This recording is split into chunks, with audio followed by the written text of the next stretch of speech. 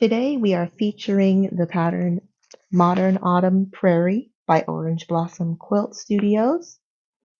In our Block of the Month kit, we are featuring the fabric Nightfall by Andover Fabrics, which is this beautiful line with dark oranges, light oranges, moons, roses, flowers, grays, and blacks. If you're doing the Block of the Month with us, we have divided the kits into 8 months.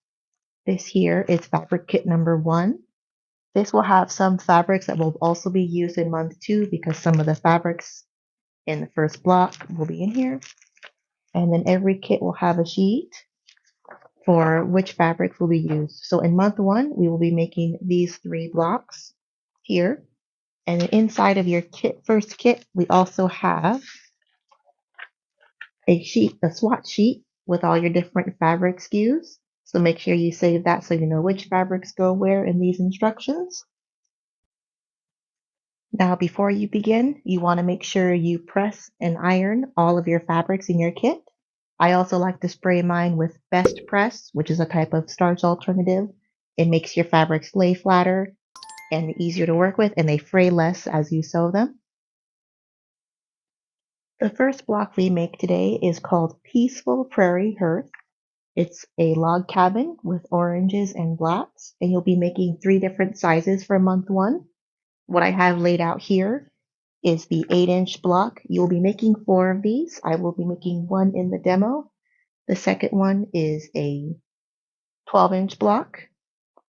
And the third one is a 16-inch block. And you will only be making 1 16-inch block and 1 12-inch block. Make sure when you're cutting your pieces to cut your 16-inch block first. That has your largest pieces, then your 12-inch, and then your 8-inch blocks. And there is enough fabric in the kit if there's a little bit of miscuts. And then what leftover fabric, I keep in a Ziploc bag in case I need it for later if I do a miscut. And some of the fabrics will be used in month 2. In the pattern, there are instructions on which pieces to cut, what sizes. It refers to each one as log pairs. So this block here is your center block. These 2 are pair 1, pair 2, pair 3, pair 4, pair 5, pair 6, and pair 7. So now I'm going to sew my first pieces together, which is the center block and the first log block here. I'm going to sew them right sides together at a 1/4 inch seam allowance. And the thread color I'm using is just a neutral gray. When I'm quilting, I like to use neutral colors so that they don't really show on the back. You could choose to use an orange or black, but I stick to dove gray, Aurifil, or sand. So there's my 2 pieces sewn together. And I'm going to press towards the first pair of logs. So I have my little wool knot and mighty steam iron next to my camera here out of frame. Gonna give that a good press.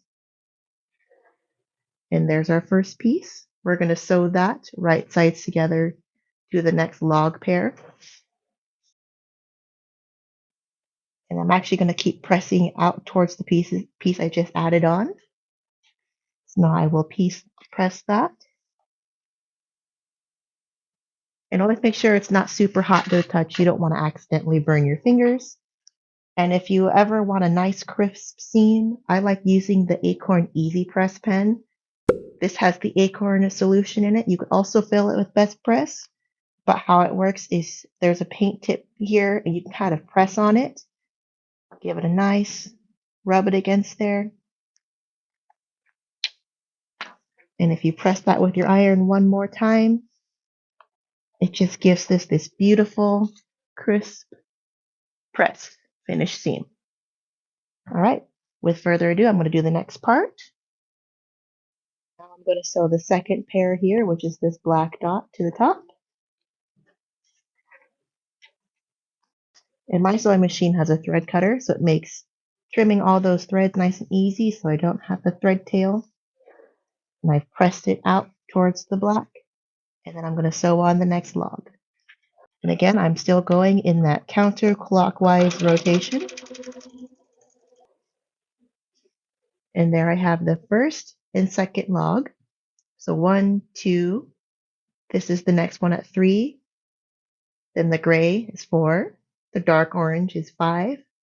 The light gray is 6. And the rust is 7. I'm going to go ahead and continue to sew all these pieces and skip ahead. So we'll see you in just a minute. Here is the block with row number 3 and 4 sewn on. All right, here I have my 8-inch log cabin block all completed. And I'm actually going to give it one more press with a layer of best press on the top to make it lay flat. With best press, you don't really need to drench your block in a lot of liquid. I use one of the mister bottles and fill it with best press so I get a nice layer of mist on my block. And that's enough to make it nice and crisp and smooth without soaking the fabric. Now remember, you're going to make 4 of these exact same blocks for the first month.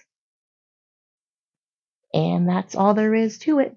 Join us next month in August for block number 2.